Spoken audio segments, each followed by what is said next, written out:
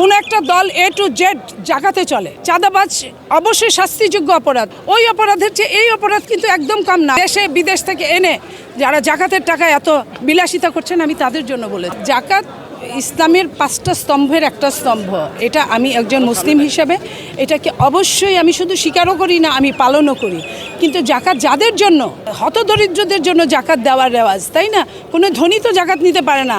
কোনো একটা দল A to Z জাকাতে চলে, আমি সেই কথাটা বলেছি, সেটা ইল্লিগ্যাল, সেটা ইল্লিগ্যাল। আর আমি যেটা বলছি, চাঁদাবাজ অবশ্যই শাস্তিযোগ্য অপরাধ, সে শাস্তি পাবে, শাস্তিযোগ্য অপরাধ। কিন্তু ওই অপরাধের চেয়ে এই অপরাধ কিন্তু একদম কম না। আপনার যার জন্য যেটা যোগ্য আপনি সেটা নিয়ে যাচ্ছেন, এটা তো এক ধরনের চাঁদা।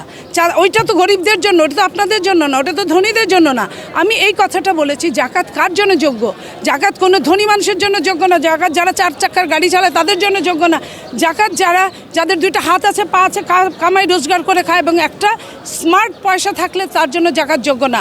এই জাকাত যাদের জন্য যোগ্য না তারা জাকাত নিচ্ছেন ঢালাওভাবে, কি বেতনের 5%, ব্যবসার 5%, এইসব নিয়ে দেশে বিদেশ থেকে এনে যারা জাকাতের টাকায় এত বিলাসিতা করছেন, আমি তাদের জন্য বলে।